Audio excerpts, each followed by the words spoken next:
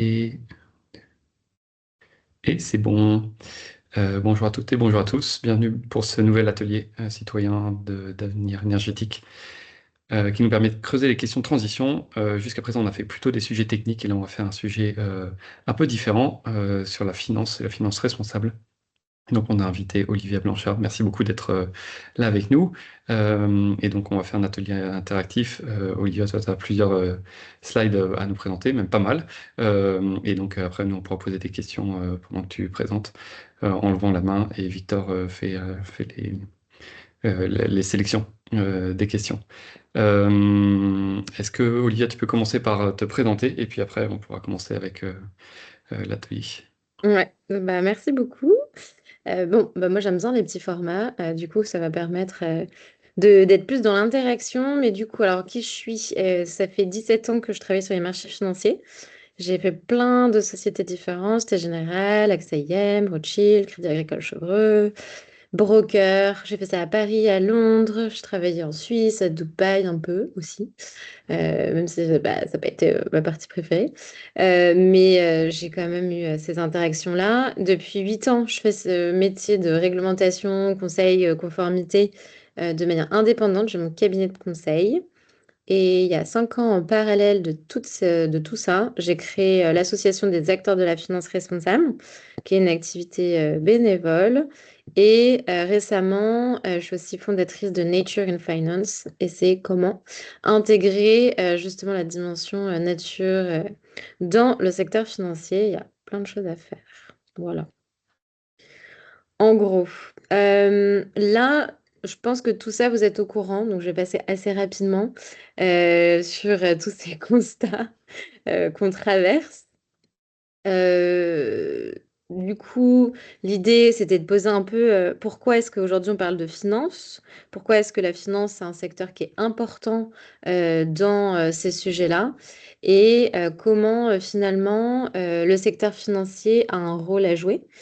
Et ce que j'aime bien, c'est parler de l'intégration des risques. En fait, on sait que dans le système financier, il y a deux piliers un peu fondamentaux qui sont les risques et la performance. Et c'est un peu ça qui détermine aujourd'hui l'intégralité des stratégies financières. Et donc, au lieu de se dire que on va créer un troisième pilier, ce qui est un peu le cas depuis 2018, on se dit il y a performance, rentabilité, et on va créer un troisième pilier qui est durabilité. C'est comment finalement on va, et on voit à quel point c'est compliqué, on va plutôt rester sur les deux piliers fondamentaux qui sont risque et performance et se dire que aujourd'hui, intégrer les dimensions environnementales, c'est finalement une meilleure gestion de ces risques parce que ce sont des risques qui deviennent matériels. Et c'est un peu l'idée de ces chiffres et de tous ces événements qu'on se rend compte aujourd'hui qui ont une incidence de toute façon financière. Là, je pense que peut-être que c'est un graphe que vous connaissez sur la différence entre le monde à 1,5 degré ou 2 degrés. Et c'est un peu tous les points de bascule que l'on peut rencontrer.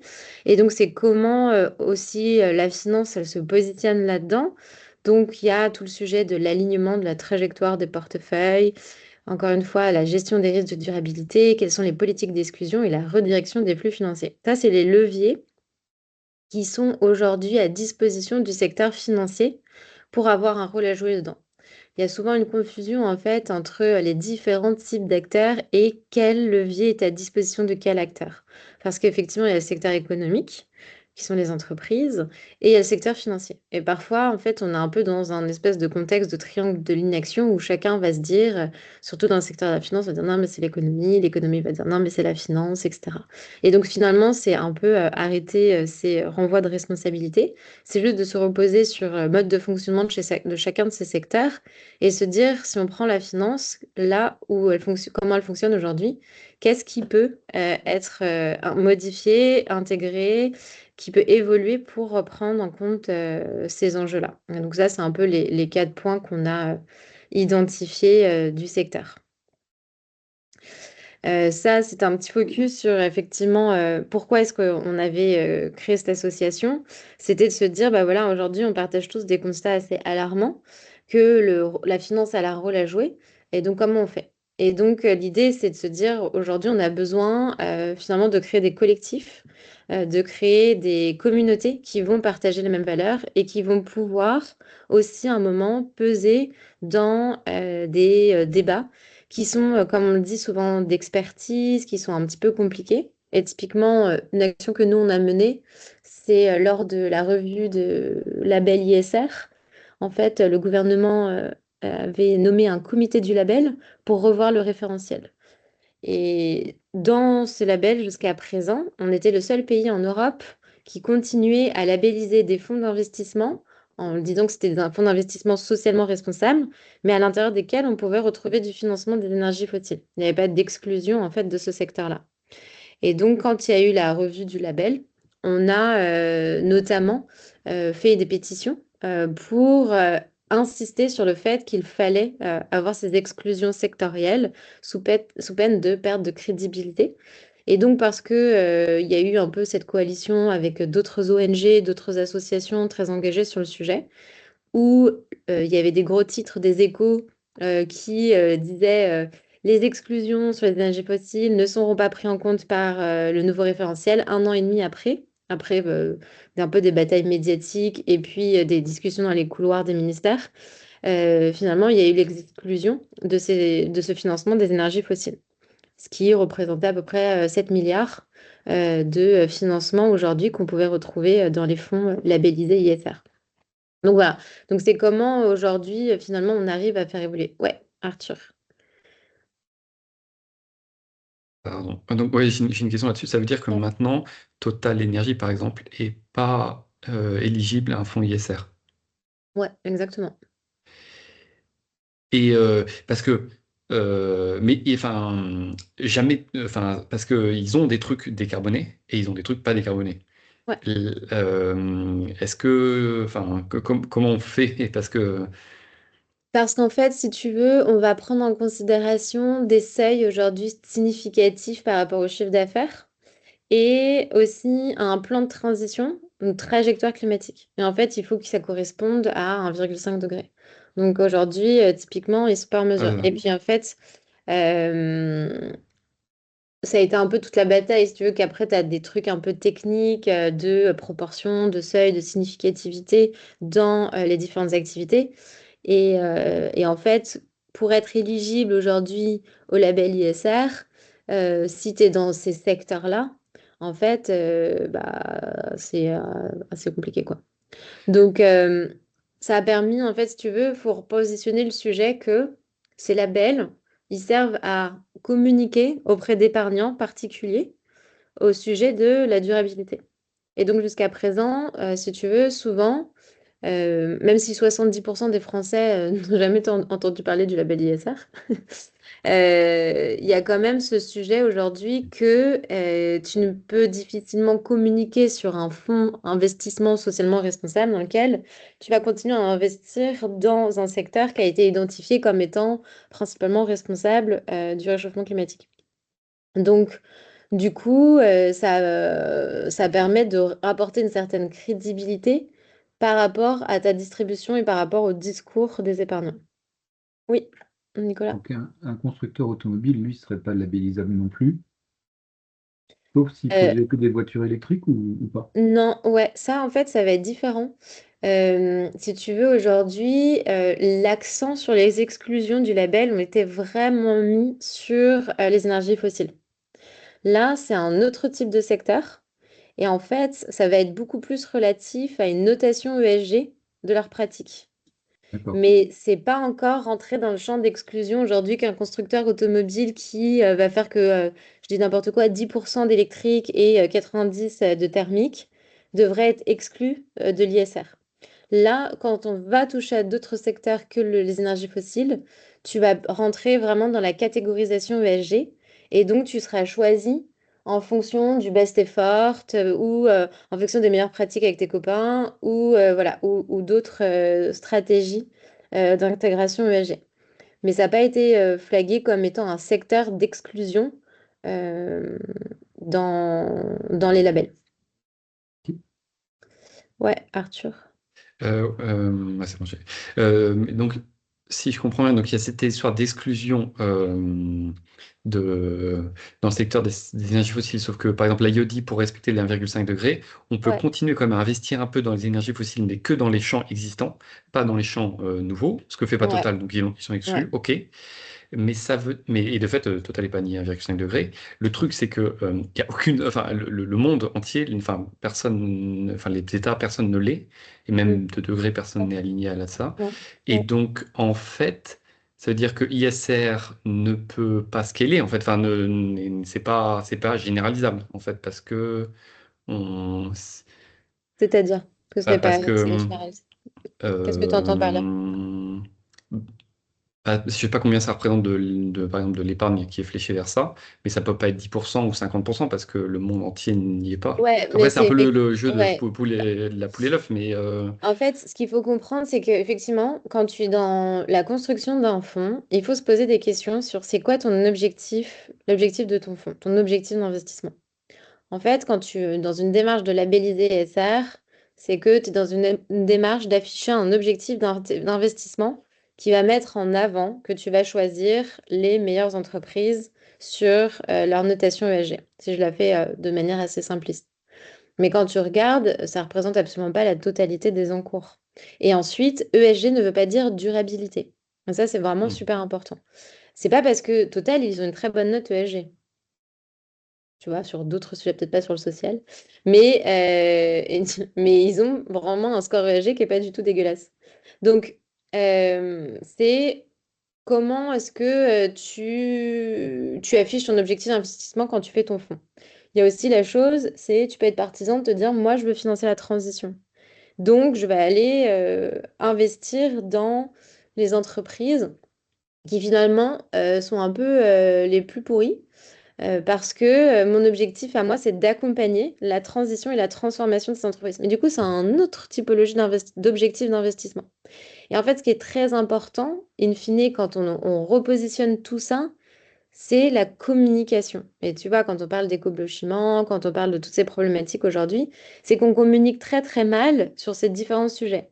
C'est-à-dire que si dès le départ, on te dit, bah, en fait, toi, tu veux financer quoi? C'est-à-dire que tu vas accompagner la transformation et la transition. Ok, dans ce cas-là, bah oui, tu vas peut-être retrouver du total. Mais c'est quoi ton levier d'action sur la transition et la transformation quand tu es actionnaire? C'est finalement d'avoir assez d'actions en portefeuille pour pouvoir avoir une vraie influence dans les assemblées générales. Parce que sinon, à quoi ça sert de se dire que tu as un objectif d'accompagner la transition, sachant que les actions sont fongibles. C'est pas comme des obligations. Donc, une action, de tenir une action totale, tu finances aussi bien, par exemple, un projet d'expansion en Afrique que tu vas financer l'acquisition d'énergie verte, renouvelable. Tu n'as aucune ségrégation des choses. Ce qui peut être différent quand tu vas sur de l'obligation. C'est pour ça qu'il y en a qui préfèrent les obligations parce que justement, ça te Hmm. permet de mieux flécher le projet que tu veux financer. Mais c'est pour ça que dans les fonds, il faut regarder la composition, obligation, action et quel est l'objectif d'investissement. Mais quand tu affiches un label ISR, effectivement, l'objectif, c'est de te dire que c'est socialement responsable. Et donc, c'est là où est-ce que avoir des actions totales, c'est socialement responsable aujourd'hui au regard du réchauffement climatique? C'est un peu compliqué. Oui. Et une dernière question, c'est ISR permet de faire, de noter et des actions et des obligations ou que des actions? Tu vas avoir certaines obligations qui sont notées Ok. et évidemment les actions. Et en fait, quand tu es dans un fonds ISR, tu es obligé d'avoir une couverture à un minimum de 90% de ton portefeuille en notation ESG. Ok, merci. Donc voilà. Euh, je sais que vous aimez, enfin, que votre sujet de prédilection, c'est l'énergie, potentiellement le climat. Et en fait, moi, personnellement, depuis toutes ces années que je suis engagée sur le sujet de la finance responsable, moi, ce qui m'a le plus interpellée, c'est le sujet de la nature et l'interdépendance systémique qu'on a entre la nature et l'économie. Et à quel point aujourd'hui, finalement, c'est assez sous-traité, même sous-évalué dans le secteur financier où j'aime bien cette représentation de la pyramide des ODD, où finalement on voit que tout ce qui tient la société et l'économie de manière générale, c'est la biosphère. Et donc si la biosphère s'effondre, finalement, bah, la société et l'économie s'effondreraient aussi. Et qu'aujourd'hui, on n'a pas assez conscience, même si ça commence à poindre le bout de son nez, typiquement la FCA, qui est l'autorité de régulation au UK, donc du secteur financier, a publié un rapport il y a peut-être une semaine ou deux sur l'intégration des risques systémiques et l'intégration des risques naturels et de leur impact sur les risques systémiques et notamment sur l'économie. Donc on est en train de réaliser ça, mais en fait, ce qu'on est en train de réaliser aujourd'hui, c'est ce qu'on réalisait pour le climat il y a 15 ans. Donc on est un peu au tout début, alors que ceux qui commencent déjà à prendre un peu conscience du sujet se rendent compte que finalement, l'impact et les problématiques, elles sont déjà clairement interconnectées avec le climat, mais qu'elles sont beaucoup plus importantes et qu'on est beaucoup plus dépendant aujourd'hui de l'écosystème naturel pour maintenir notre société et notre économie que finalement on ne le pense. Donc voilà. Ça, c'était un petit point justement sur les prises de conscience de catalyser les transformations pour préserver la nature et les besoins de financement sur ce sujet. Comprendre à quel point aujourd'hui le secteur économique, qui est quand même important, n'a pas pris encore pleinement conscience d'intégrer ces stratégies, notamment sur ces dépendances aux services écosystémiques. Et donc qu'il y a un besoin urgent enfin, d'accompagner l'économie et la finance sur la prise de conscience de ces enjeux et de cette vague qui va arriver. La Banque de France, typiquement, a commencé à mettre en place un consortium de recherche en mai dernier pour intégrer dans les nouveaux modèles macroéconomiques enfin, ce que c'est que la valorisation des services, des contributions, parce qu'ils appellent plus ça services écosystémiques, mais contribution de la nature, justement, dans ces différents sujets. Euh, Comprendre le rôle fondamental des banques. En fait, il y a vraiment ce sujet aujourd'hui, quand on aborde le secteur de la finance, on se dit, OK, il y a ce problème à chaque fois que, voilà, dès qu'on parle de finance, c'est assez opaque. On ne comprend pas tout ça, comment ça fonctionne, les banques. Généralement, c'est le premier acteur auquel on pense. Très peu de personnes comprennent derrière, par exemple, le fonctionnement d'une société de gestion, comment c'est rattaché. Et donc, c'est déjà d'identifier le premier acteur financier qui peut avoir un peu un rôle ou une responsabilité finalement dans la réorientation des flux financiers. Ça, c'est un peu le gros sujet. Les dépôts font les crédits. Pour la petite anecdote, cette formation, je l'ai faite. C'était exactement 3 jours avant qu'il y ait l'article Bon Pote qui sorte co-rédigé avec Alain Grandjean, etc. Où finalement, depuis avant cet article-là, on va dire, le motto, c'était effectivement les dépôts font les crédits. Et que à partir du moment où vous avez, en tant que personne citoyenne, on va dire, on a tous un compte bancaire, on a tous de l'argent sur un compte en banque, mais en fait, cet argent ne dort pas et il sert à créer une capacité de crédit, donc de financement des banques. Ce qui a plus ou moins été démontré que finalement, ça n'avait pas vraiment d'incidence. Mais il y a encore des débats d'experts sur le sujet parce que certains vont dire, donc non, ça n'a pas d'incidence.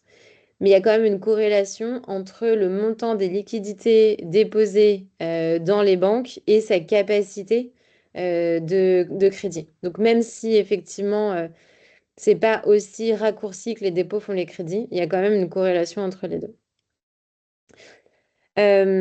Du coup, il y a un petit sondage qui dit qu'effectivement, 3 épargnants sur 5 pensent que les établissements financiers ont une légitimité à dialoguer avec les entreprises pour les inciter à améliorer leurs pratiques. C'est un peu ce que j'expliquais tout à l'heure sur le fameux triangle de l'inaction, c'était de se dire pouvoir public, entreprise, secteur financier, qui finalement va prendre la responsabilité. Typiquement, aujourd'hui, certains vont dire, bah, en fait, bah, il faut que ce soit que de la réglementation et que ce soit au pouvoir public de prendre des mesures qui vont obliger les acteurs à faire ça. Il y en a qui vont considérer, voilà, si on parle aux entreprises, elles vont dire non, non, mais c'est à la finance de modifier ses process. Le secteur financier, et pour avoir beaucoup de conversations avec beaucoup de banquiers, vont dire, nous, on est des financiers, on finance que des projets. S'il n'y a pas de projet, on ne peut pas financer. Et donc voilà, c'est comment on sort un petit peu de ce sujet-là. Et c'est là où, en fait, ce qui est important de rappeler, c'est que, effectivement, le secteur de la finance, il a un vrai devoir de vigilance. Et notamment via un sujet, c'est le suivi des controverses. Aujourd'hui, quand une banque détient des positions ou accorde du financement sur telle ou telle entreprise, finalement, elle doit prendre conscience que le suivi des controverses, déjà, a un impact sur le cours des bourses de ces entreprises et a un impact, du coup, sur la performance des produits financiers. Et donc, c'est comment aujourd'hui le secteur enfin, améliore ce sujet des controverses. Il y a vraiment un sujet aujourd'hui où on manque de transparisation sur le sujet justement actionnariat, de savoir quelle banque, par exemple, est actionnaire de telle ou telle entreprise, ce qui crée un peu des problématiques inverses. Je donne un exemple que nous, on a essayé, sur lequel on essaye de travailler, mais qui est très compliqué. Celui, comme on voit là, par exemple, Carrefour et le sujet du thon. Si aujourd'hui, on n'est pas vraiment en capacité de déterminer qui sont les actionnaires, par exemple, de Carrefour. Si on pouvait avoir accès facilement à cette information, ça permettrait d'interpeller ces actionnaires pour qu'ils prennent en charge leur rôle d'actionnaire vis-à-vis de l'émetteur. Et donc, ils demandent, par exemple, à un Carrefour, c'est quoi le dispositif qu'ils ont mis en place pour justement remédier à ce scandale du mercure dans le thon. Et c'est là où, en fait, on arrive sur cette complexité aujourd'hui de l'opacité quand on parle du secteur de la finance, c'est qu'on ne sait pas trop qui fait quoi, qui détient quoi. Et donc, c'est difficile en tant que citoyen, si on reprend sur un peu la thématique, d'avoir un peu un moyen de pression vis-à-vis de telle ou telle banque. Alors, il y a des ONG, typiquement comme Reclaim, qui ont, par exemple, accès à des bases de données qui vont pouvoir spotter que telle et telle banque ont financé tel projet de développement d'énergie fossile, etc. Mais c'est un travail qui est vraiment titanesque parce que ça demande accès à des bases de données qui coûtent extrêmement cher. Et finalement, du coup, ça n'aide pas la facilité, enfin, ça n'aide pas à avoir l'information. Et du coup, de mettre en place des vrais dispositifs un peu plus citoyens qui permettraient de l'engagement vis-à-vis du secteur financier. Ouais, Arthur, attends, mute. Oui, pourquoi on n'a pas accès à la liste des actionnaires de Carrefour? Parce qu'il Mm, y a bien, il y a bien un compte bancaire avec un identifiant et un nom et l'achat, et donc mm. pourquoi c'est pas possible de faire le lien et un somme silence, un truc comme ça, bête et méchant. Ouais, en Euh, fait, tu peux le faire que si tu as accès à des bases type Bloomberg, machin, etc., qui donneraient l'info. Mais en fait, c'est pas public, quoi. Enfin, tu vois, t'as pas ce niveau de détail facilement pour savoir la décomposition. Je crois que ouais, j'avais essayé, par exemple, une fois dans le secteur des pesticides, en me disant, c'est qui, donc de prendre les plus grosses boîtes cotées qui font de pétrochimie et de voir quelles étaient les banques françaises qui étaient le plus actionnaires. Franchement, c'était hyper galère. Enfin, j'ai dû demander des infos un peu à gauche, à droite, mais t'as pas ce niveau-là de transparence. Et ça, c'est un vrai frein aujourd'hui. Parce que si on l'avait, honnêtement, ce serait trop cool. Parce que, on pourrait être beaucoup plus engageant quant à demander des comptes auprès de tel ou tel acteur. Et non pas pour le fait qu'ils se désinvestissent, mais qui prennent vraiment en compte son levier à lui, qui est quand j'ai des actions, je peux voter. Et en fait, c'est tout le sujet d'avoir une action aujourd'hui et des acteurs financiers, c'est comment, en fait, ils utilisent leur droit de vote et d'influence auprès des entreprises pour qu'elles améliorent leurs pratiques. Il y a tous les ans les assemblées générales. Par exemple, si j'illustre ça, il y a une bataille sur ce qu'on appelle le Say on Climate. Je ne sais pas si vous êtes familier avec ça ou pas. Non. En fait, lors des assemblées générales des entreprises listées comme ça, il y a des entreprises qui ont une démarche volontaire, qui vont dire, donc le Sound Climate, c'est je rends des comptes à mes actionnaires sur mes politiques climat. Mais c'est une démarche volontaire. Et donc, l'idée, à un moment, et il y a eu un regroupement de sociétés de gestion d'ailleurs, qui ont essayé de demander à ce que ce Sound Climate soit obligatoire pour toutes les entreprises lors des assemblées générales. Et ben, ça a été refusé par le régulateur lui-même. Ils n'ont pas voulu. Après, c'est toujours la même chose, c'est un peu des batailles de lobby entre les entreprises d'un côté, le secteur de la finance de l'autre, etc. Mais parce qu'en fait, il y a un vrai sujet aujourd'hui, c'est comment faire en sorte que l'engagement actionnarial soit efficace sur ces sujets-là. Et il y a une vraie problématique. Il y a même des sociétés de gestion qui se sont regroupées en consortium parce que, pareil, le droit français, en fait, est assez complexe dans le sens où, quand vous faites de l'engagement, en fait, il y a différents types de leviers. On peut juste faire de l'engagement en envoyant des emails à son client. On peut avoir un dialogue. On peut voter. Ou on peut aussi déposer des résolutions. Déposer des résolutions, c'est un mécanisme beaucoup plus contraignant. Mais pour déposer des résolutions, par exemple pour une société de gestion, il faut qu'elle ait 0,5% du capital de l'entreprise pour le faire. Et donc, si on prend l'exemple de Total, ça fait 14 millions d'actions. Donc, c'est énorme en fait. Donc, c'est ça aussi, il y a eu notamment un groupe de lobby qui s'est mis en place pour essayer de faire baisser ce seuil de 0,5 à 0,25, ce qui aurait permis finalement à plus d'acteurs de déposer des résolutions, etc. Et pareil, ça a été refusé. Donc en fait, on est toujours un peu dans l'intersection entre du politique quand même et du lobby. Oui, Et quand Victor. Olivia, le Ouais. régulateur, est-ce que tu peux nous en dire un peu plus?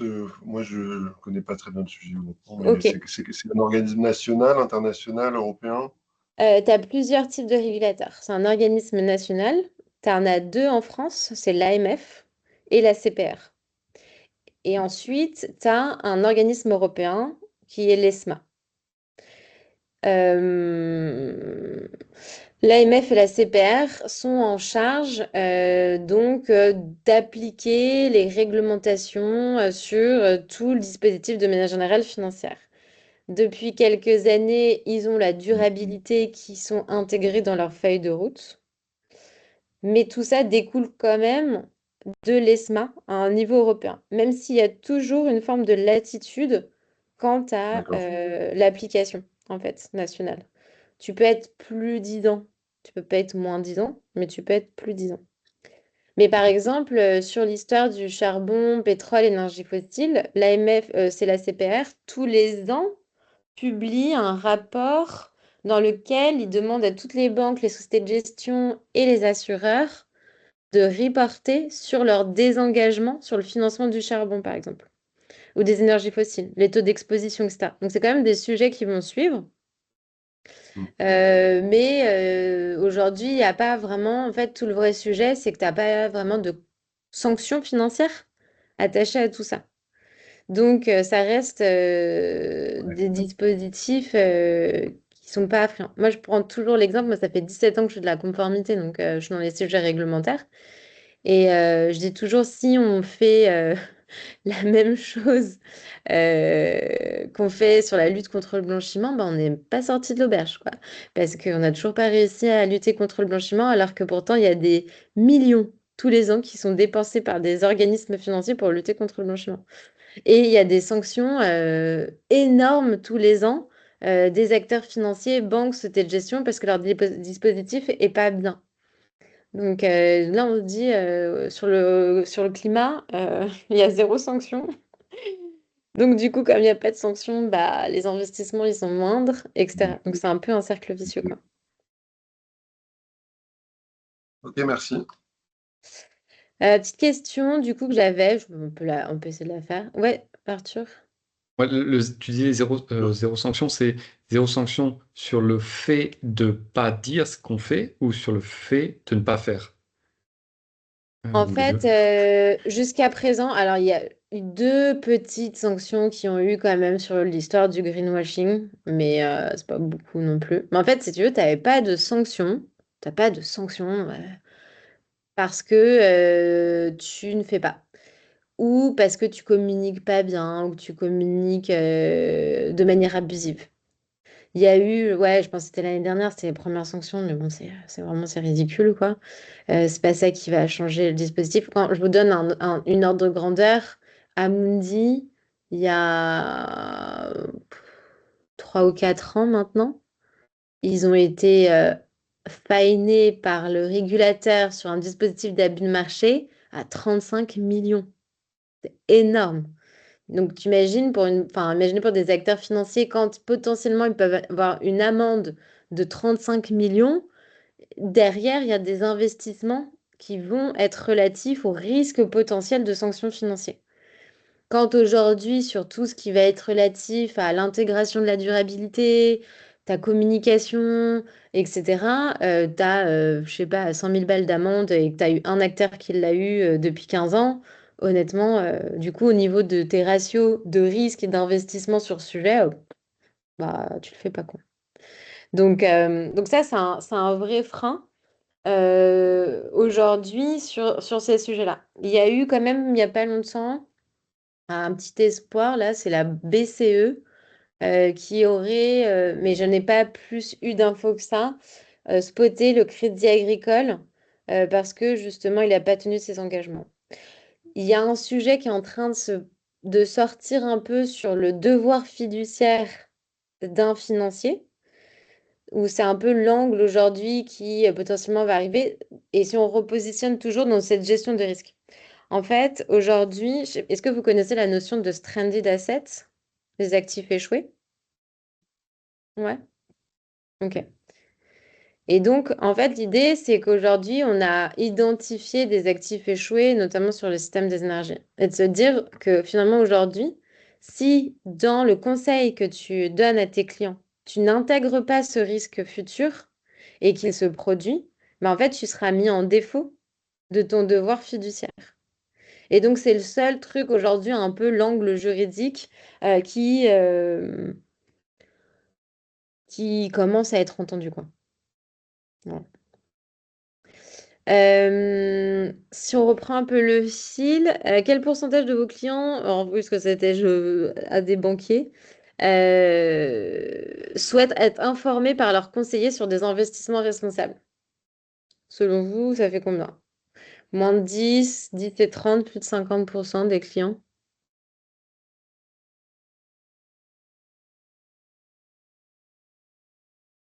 10 et 30. Ok. 10. Moins de 10? Pas très Ah, optimiste. Ah, pardon.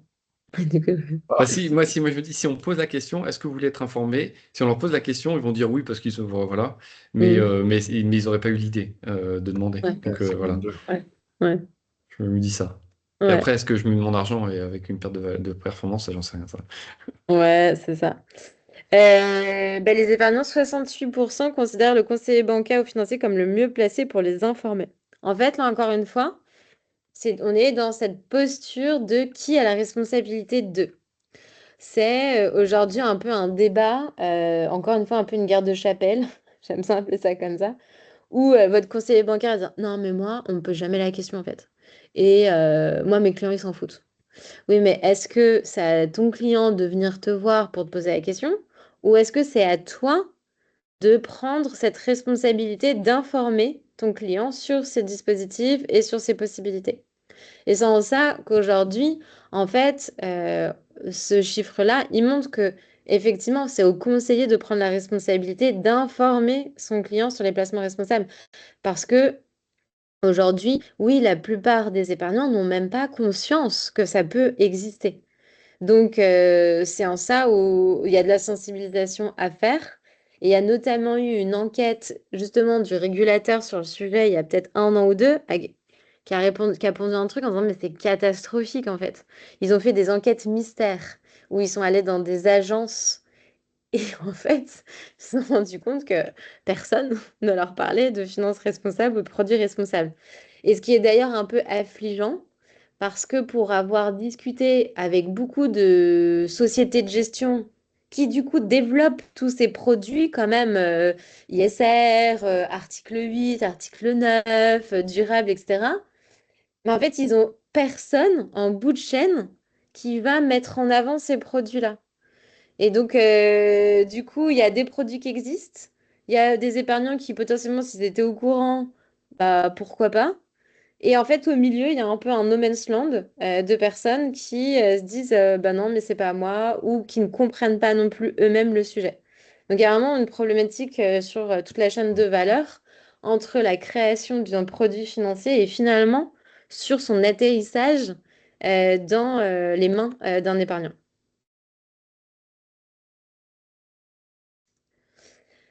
Est-ce que ça vous dit d'avoir un peu un côté interactif sur les perceptions de l'ESG ou de l'ISR, les mots-clés? Comment c'est perçu aujourd'hui? Moi, j'ai un questionnement sur le truc précédent, Ouais, parce que ESG, ISR, on va dire ça de façon très basique, ça semble être des contraintes supplémentaires, donc des c'est coûts. ouais, ouais, Au sens, il faut remplir tout un tas de conditions pour pouvoir être éligible. ouais, Ça tout à fait. implique des Ouais, processus, ça implique des choses, ouais, des complètement. réitérations. Donc, Ouais, basiquement, ça finit par devenir des coûts. ouais, tout à fait. Euh, Si je la fais de façon très basique, ça ressemble à des entreprises moins efficaces, au sens pur de la performance. Ah oui, d'accord. Parce que du coup, il y a des coûts supplémentaires. Ok. Exactement.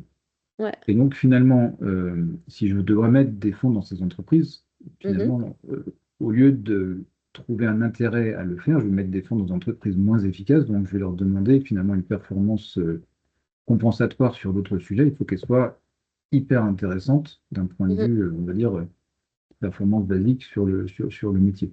Mhm. Et donc, est-ce qu'il n'y aurait pas comment dire, une incohérence ou Mhm. quelque chose d'un peu contradictoire entre Mhm. j'impose des choses et à la Mhm. fin, je ne sais pas euh, rémunérer finalement cet effort, Mhm. Ouais. soit par une minimisation du risque, soit par, je ne Mhm. sais pas. Ouais. Voilà. C'est un petit peu ça ce qui m'interpelle et Ouais. ça me rend perplexe parce qu'en fait, tout à l'heure, quand on vous parlait d'ISR, Mhm. je me demandais si ça allait pouvoir permettre de, vu l'entreprise, vu l'entrepreneur, baisser le rendement attendu de mes actionnaires. Mhm. Si ça me le Alors, permet, moi, ça ouais. m'intéresse parce que mon financement est moins cher. Ouais, exactement. En fait, Et j'ai pas l'impression que c'est le cas. effectivement, aujourd'hui, c'est tout le sujet et c'est pour ça que c'est un peu, c'est toute la complexité. C'est qu'aujourd'hui, on a mis en place avec, depuis 2018, on va dire un peu avant, parce que l'ISR en France, ça date d'avant 2018, mais 2018, c'est parce qu'il y a le pacte vert européen et on va dire on est dans une démarche européenne avec toute cette notion aujourd'hui de la durabilité, taxonomie européenne, enfin voilà, tous ces trucs, tous ces sujets-là. Et en fait, c'est tout ce qu'on voit là actuellement, lors laquelle on se parle, que ça a été effectivement des contraintes, c'est des coûts, et que surtout c'est quelque part très fictif, tout ça. C'est pas rattaché à des choses tangibles. Et que finalement, ce que je disais tout à l'heure en début, c'est qu'il y a deux piliers qui sont importants aujourd'hui, c'est risque et performance du secteur financier. Et que la durabilité, ça a été mis un peu ce troisième pilier, mais c'est bancal et on voit bien qu'au moindre coup de vent, en fait, on a un peu genre, ouais, le SG, on supprime ce mot, enfin ce triptyque-là, on le supprime des sites internet parce que, attention, c'est pas très beau à voir.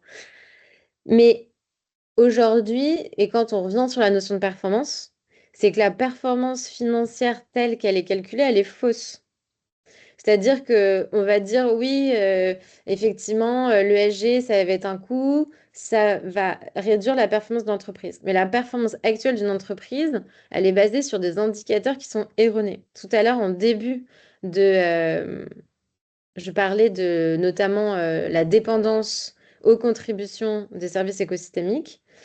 Aujourd'hui, quand on prend les chaînes de valeur des entreprises, productrices, industrielles, etc., il n'y a pas une de ces entreprises qui ne bénéficie pas gratuitement de services écosystémiques pour produire. Mais tout ça, c'est pas comptabilisé. Mais comme on est aujourd'hui dans de la dégradation de la qualité, parce qu'on est justement dans des processus on ne prend pas ça en considération, le l'ESG, c'est comment est-ce que je produis de manière durable. Donc oui, au début, ça demande des coûts, parce qu'on va devoir mettre à plat des process, on va devoir identifier certaines choses. Mais in fine, sur du long terme, les entreprises qui auront intégré cette démarche-là en amont seront beaucoup plus résilientes sur une performance future. En fait, on le voit aujourd'hui sous un prisme court terme. Là, effectivement, si on est en 2025, on continue la performance telle qu'elle est.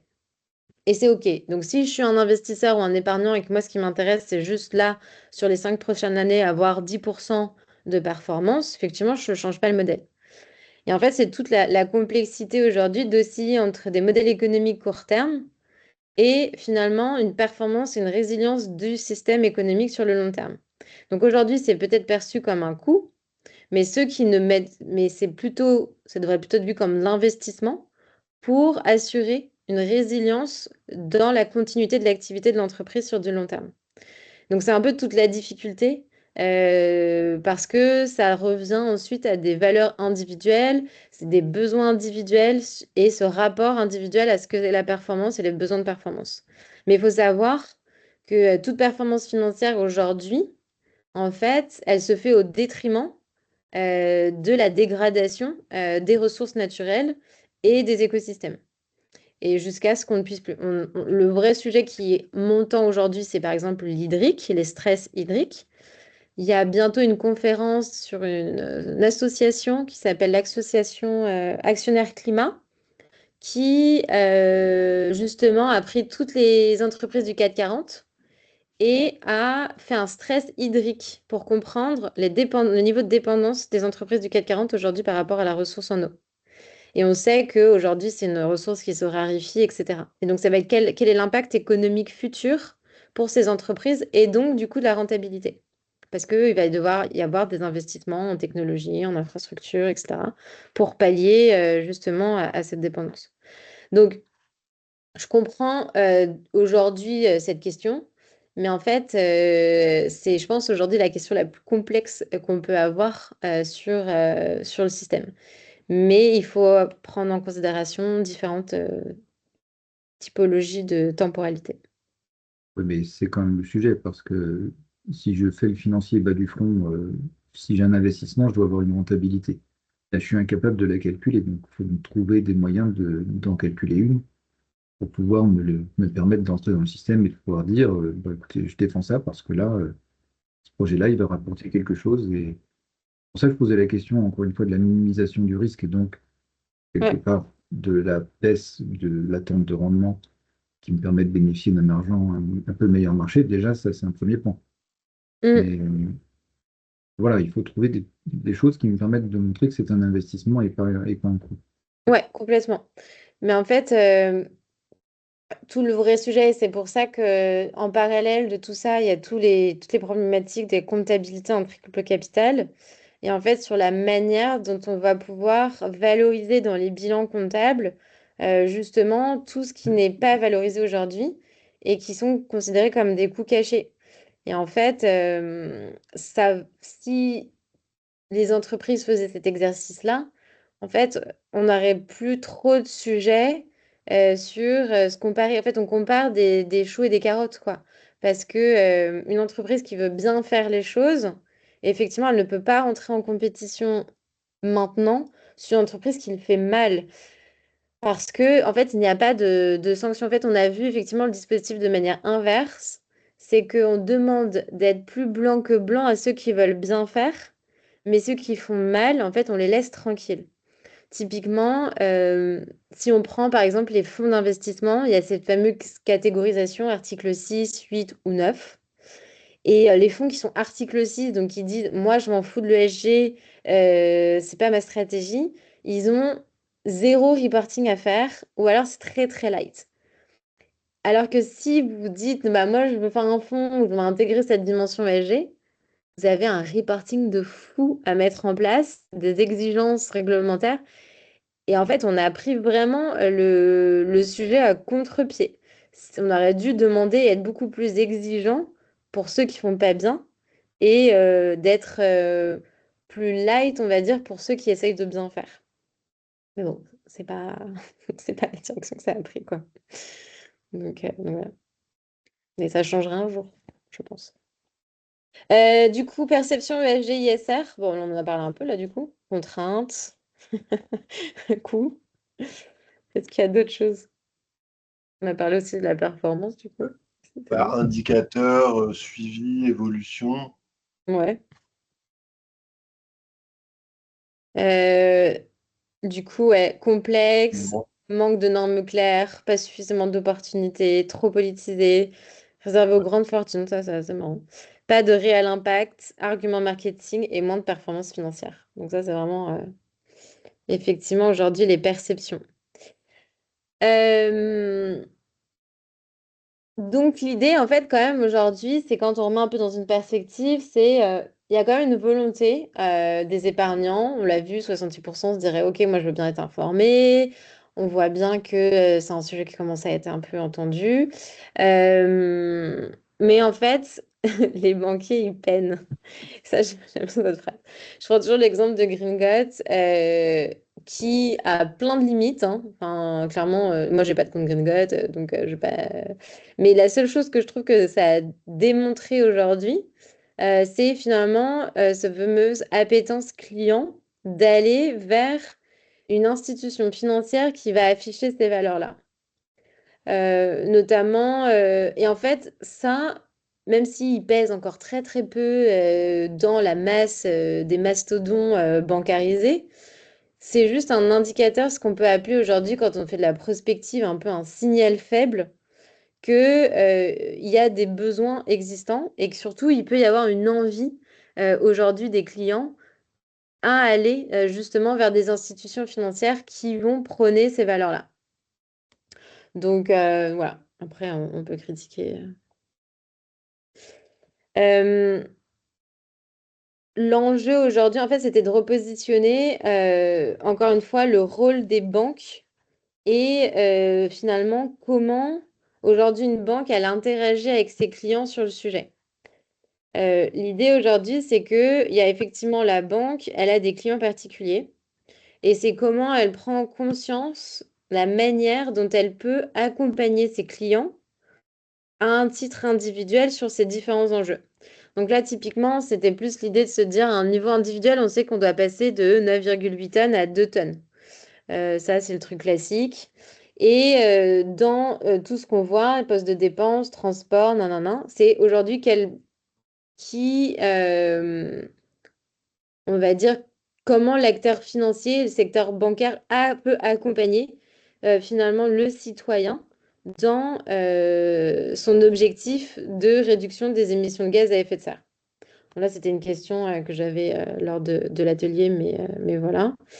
Et donc là, typiquement, il y a un exemple sur le crédit agricole Géco-Rénov' Mon Logement, où en fait, ils ont développé des produits financiers, donc crédit, prêt, etc., qui vont permettre d'accompagner les personnes, donc les citoyens, à un niveau individuel et particulier, sur leur propre réduction d'émissions de gaz à effet de serre. Et donc voilà, c'est de repositionner, en fait, il y a en tant que particulier, j'ai mon rôle à jouer, mes différents postes, c'est ça. Et ensuite, concrètement, avec mon argent, qu'est-ce que je peux faire? Ça, c'est après. Donc, typiquement, on se rend compte que quand on a rénové son logement avec de la rénovation énergétique et quand il y a une meilleure performance, finalement, il y a une plus-value qui crée de la valeur. Et eux, par exemple, Crédit Agricole, ils ont mis à disposition un site internet qui permet justement de calculer cette plus-value pour un particulier pour rendre en compte là-dessus. Il y a des prêts pour encourager la mobilité et un livret d'épargne engagé. Donc, on voit par exemple typiquement le crédit coopératif. Ils ont un livret, ce qu'on appelle livret Agir, dans lequel en fait c'est un livret d'épargne où vous avez des intérêts, mais 50% des intérêts, ils sont reversés à des associations. Et du coup, vous pouvez choisir quel type d'association vous voulez, etc. Donc, aujourd'hui, il y a pareil aussi le livret d'épargne. Ça, c'était comme... En fait, je ne sais pas si vous avez entendu parler, mais il n'y a pas longtemps, c'était la loi industrie climat. Ils ont créé un nouveau livret d'épargne qui est spécifique à la transition environnementale. Mais c'est un livret pour les jeunes. Et en fait, du coup, c'est que jusqu'à 18 ou 20 ans qu'on peut disposer de ce livret. Mais finalement, ça a affecté, une partie affectée là-dedans. Il y a le LDDS, livret développement durable et solidaire. Mais là, c'est assez critiqué parce qu'en fait, encore une fois, ça va pas être la totalité des encours. D'ailleurs, je crois que j'en parle après. Ouais. Je vais en reparler après, je détaille un peu plus le sujet. Donc, c'est un niveau individuel. Comment est-ce qu'on peut bénéficier des services financiers pour améliorer son propre bilan carbone? Ensuite, c'est comprendre qu'avec son compte courant, on peut avoir un impact ou pas. Et ça, typiquement, c'est pareil. Du coup, alors, ça, c'est assez intéressant parce que ça a été un peu tout le sujet de l'article de Bon Pote.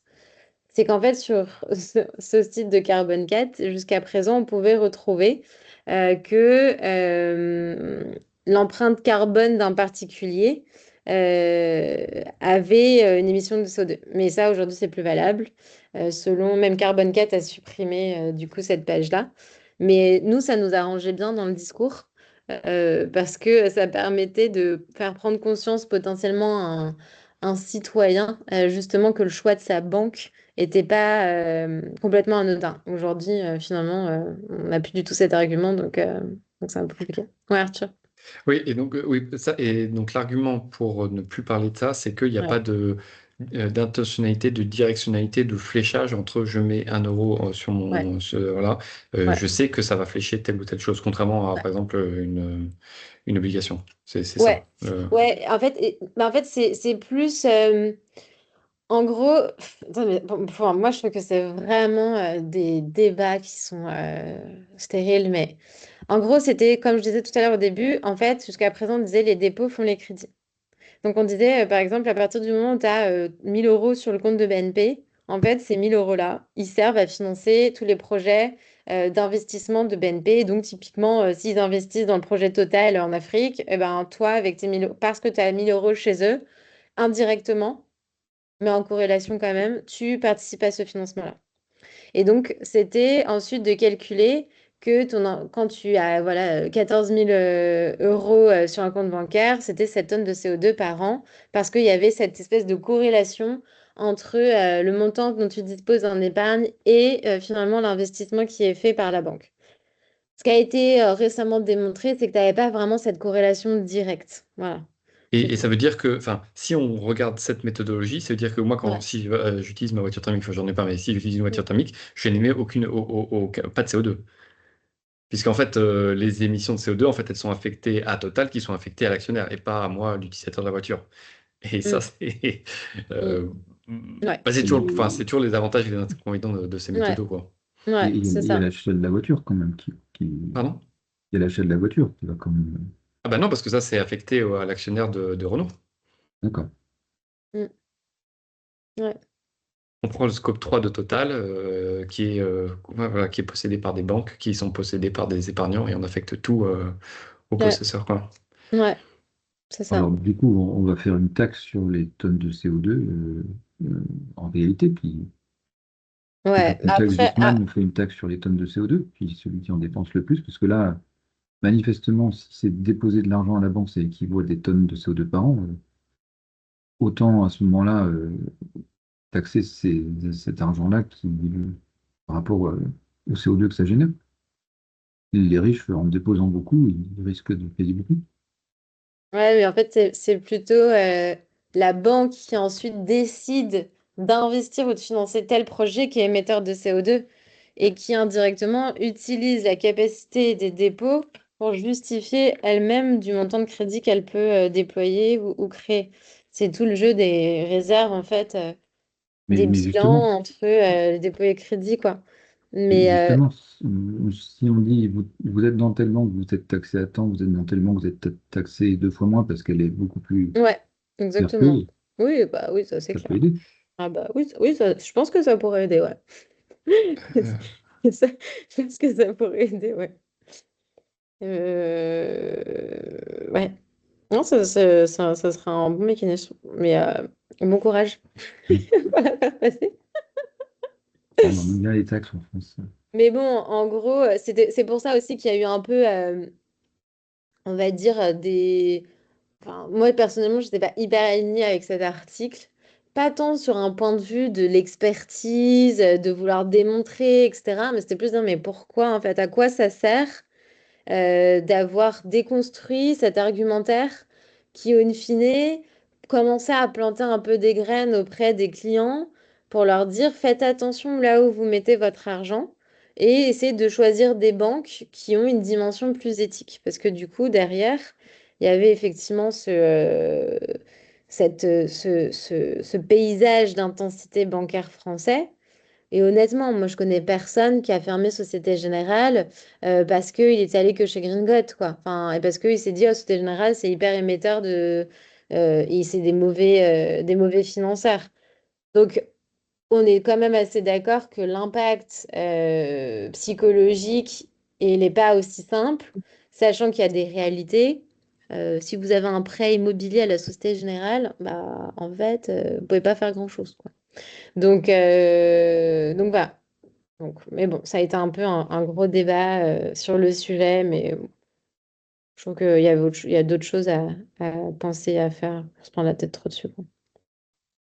Faut juste savoir que la banque a une responsabilité effectivement dans le choix d'investissement, de financement des projets, et que on peut se dire qu'on veut soutenir tel ou tel acteur parce que la démarche, elle est plus éthique.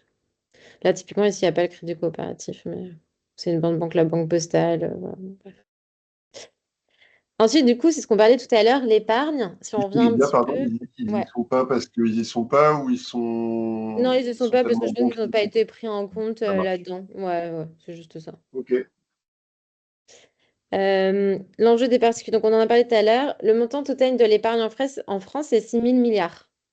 Et en fait, ça, j'aime bien dire, parce que, en fait, si demain, tous les épargnants, ils se disaient non, c'est fini, vous utilisez plus notre argent pour faire n'importe quoi, bah, en fait, on aurait un peu le pouvoir entre les mains. Mais parce qu'on n'a pas conscience à un niveau citoyen, justement, de cette capacité et de ce pouvoir, bah, c'est pour ça qu'on en est là, quoi. Mais c'est énorme, en fait. Finalement, on me dit que c'est l'économie, on dit que c'est la finance qui tient tout le système. Bah, en fait, c'est un peu nous, parce que avec le montant total de l'épargne, si on se mettait tous en cohésion, on se mettait tous d'accord, on pourrait vraiment disrupter le système, quoi. Mais c'est pas le cas. Euh, à votre avis, quelle part de votre portefeuille et de vos encours devriez-vous mobiliser pour contribuer réellement au financement de la transition écologique? Moins de 5%, entre 5 et 10, entre 10 et 20, plus de 20%.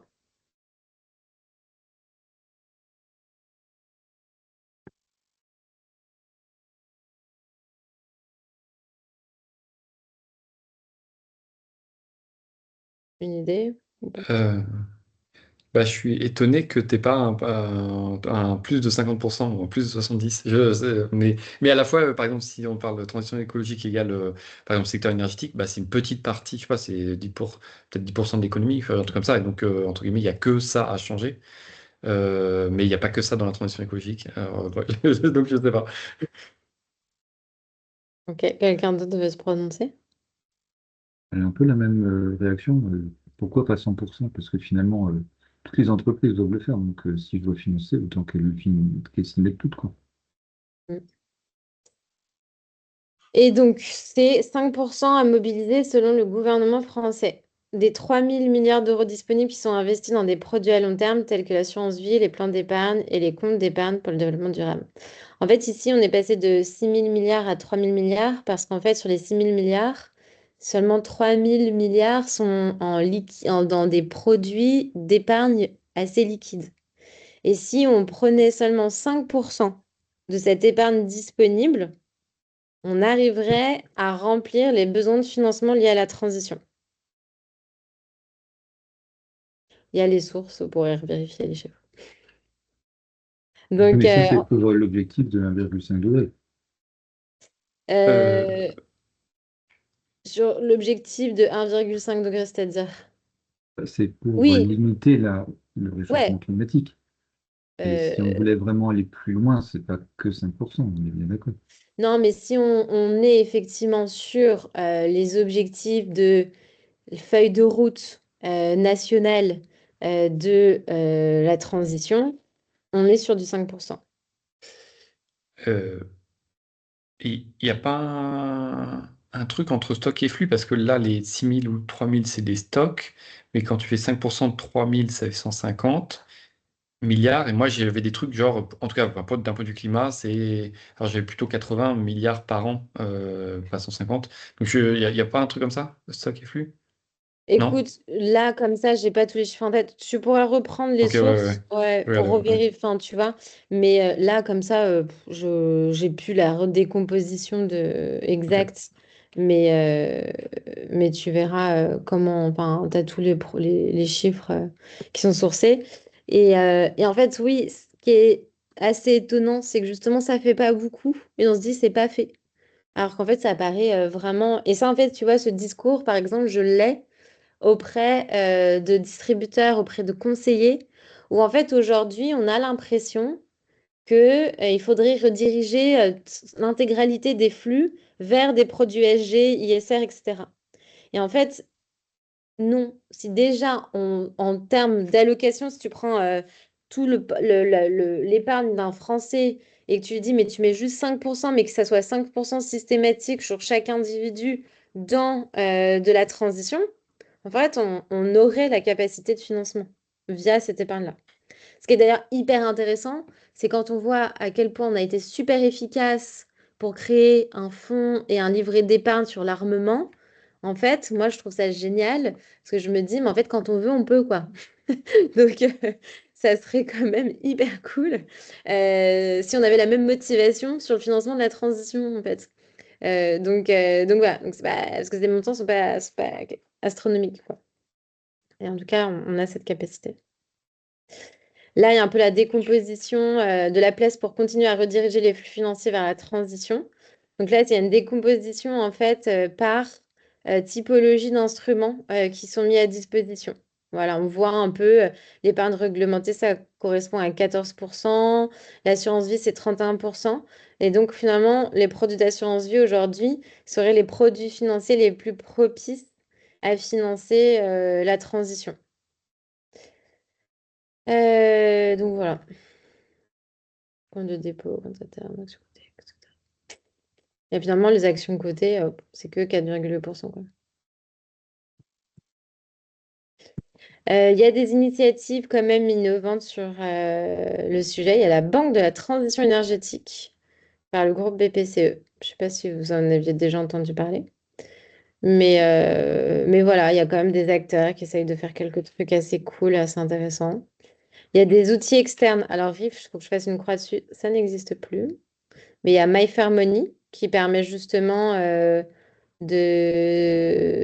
en tant qu'épargnant, d'accéder à des informations sur ses produits d'épargne et comprendre justement les différents produits et leur degré de durabilité.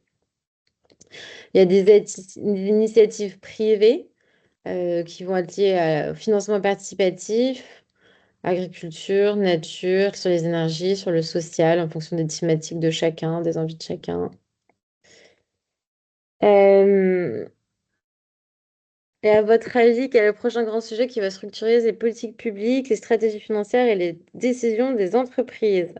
La décarbo, la sobriété énergétique, la biodive, l'IA et la tech ou la gestion de l'eau?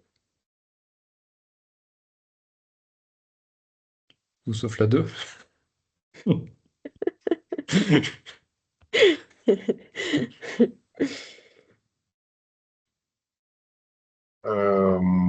Moi, je dirais malheureusement la 1 et la 4.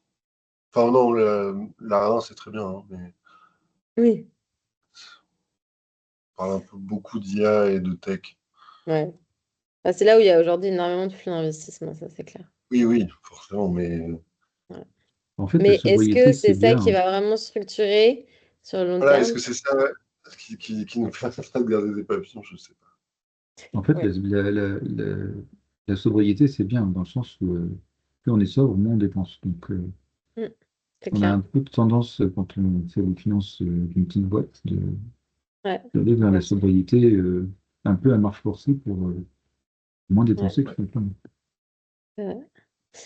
Mais l'espoir est quand même que la biodiversité, ça sera un peu le sujet qui sera structurant, un peu pour tout ce que je vous ai parlé tout à l'heure, notamment sur l'intégration des risques naturels, les risques systémiques, et sur le fait aujourd'hui que ça commence de plus en plus à être vu comme des sujets d'opportunité auprès des banques. Moi, j'ai interrogé par exemple le groupe BPCE il y a 3 semaines, un mois, sur l'intégration de la biodiversité et les actions qu'ils menaient sur le sujet. Et en fait, ils se rendent compte qu'il y a quand même un boulevard aujourd'hui parce que seulement 17% des Français pensent à la finance pour agir sur la biodiversité. C'est pas hyper antinomique. Mais du coup, quand il y a quelque chose comme ça qui parle pas, ça leur permet de se dire, OK, qu'est-ce qu'on a envie de créer aujourd'hui sur le sujet? Et donc, c'est une thématique qui est de plus en plus ancrée stratégiquement aujourd'hui dans les décisions, dans les feuilles de route. Je parlais avec une société de gestion qui est filiale d'un grand groupe d'assureurs. Et en fait, il disait, bah voilà, moi, mon assureur aujourd'hui, typiquement, qui est donc un de ses actionnaires principaux, sa préoccupation, c'est la biodiversité, parce que en fait, le monde de l'assurantiel aujourd'hui se rend compte que faire de la prévention sur ces sujets-là, bah, finalement, ça coûte moins cher que de dédommager les risques qui sont survenus après. Il y a notamment, par exemple, en Angleterre, il y a un consortium d'assureurs qui ont mutualisé des investissements pour recréer des mares dans certains espaces, dans certains territoires, terrains, parce qu'ils se sont rendus compte qu'en créant ces mares, ça faisait baisser le risque d'inondation. Et donc, du coup, ça leur coûtait moins cher, parce que quand il y a eu des inondations, enfin, de réparer les dommages liés aux inondations, bah, ça coûtait plus cher que là de se mettre à faire des mares pour réduire ce risque-là. Donc, il y a de plus en plus cette prise de conscience aujourd'hui que investir dans de la restauration, préservation des écosystèmes, biodiversité, finalement, ça va avoir un impact économique positif pour plus tard. Juste, Lydia, Ouais, par rapport à ce que fait la la Caisse des dépôts biodiversité, est-ce que c'est ouais, pas quelque chose qu'ils font un petit peu déjà quand même? c'est des Enfin, c'est pas biodives. exactement pareil. Eux, ils vendent des produits justement Ouais, pour de permettre de la compensation. Donc, c'est pas, je sais pas si c'est ouais. exactement En pareil fait, que ce que tu ouais, fais. CDC biodiversité, c'est un peu un ovni, quoi. Enfin, tu vois, c'est la bonne conscience de la Caisse des dépôts sur ces sujets-là. Après, ils sont très bons, etc. Euh, mais, je sais pas comment dire. En fait, c'est pas intégré encore au niveau de toute la politique de gestion de la caisse. Encore une fois, tu vois, c'est le jour où CDC Biodiversité n'existe plus, parce que finalement, c'est intégré stratégiquement au cœur de la caisse, ça sera plutôt bon signe.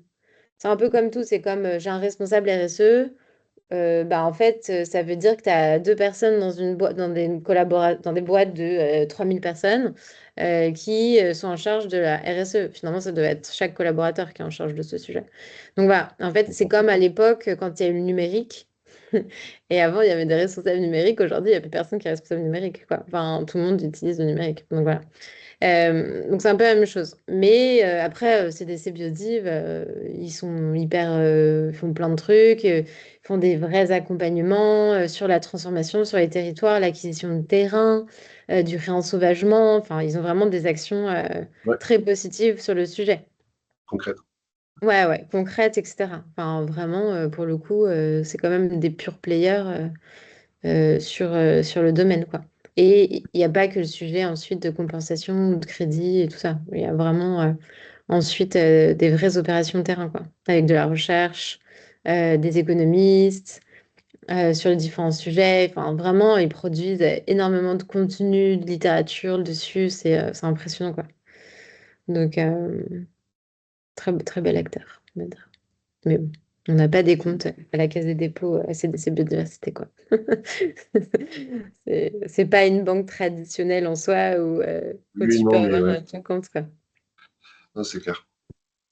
Voilà, Merci. après, ouais, après ça, c'était cette partie-là, je pense qu'on peut s'arrêter parce qu'en fait, c'était plus lié à des spécificités sur l'agriculture et, euh, et plus de l'accompagnement du secteur et notamment du financier sur le financement de la transition agricole, etc. Mais je pense que c'est un peu en dehors du cadre de ce qu'on doit discuter ce soir. Donc voilà. Est-ce que du coup, vous avez des questions, des interactions, enfin voilà, je sais pas sur ces sujets-là. Sur la partie assurance, moi je reste sur ma fin aussi, sur un élément, Hmm. qui est que en France, en tout cas, on a un système qui bonifie les bons comportements au volant d'une certaine manière. Est-ce qu'il n'y aurait pas moyen d'avoir la même chose sur la partie environnement, puisque les assureurs sont intéressés au sujet?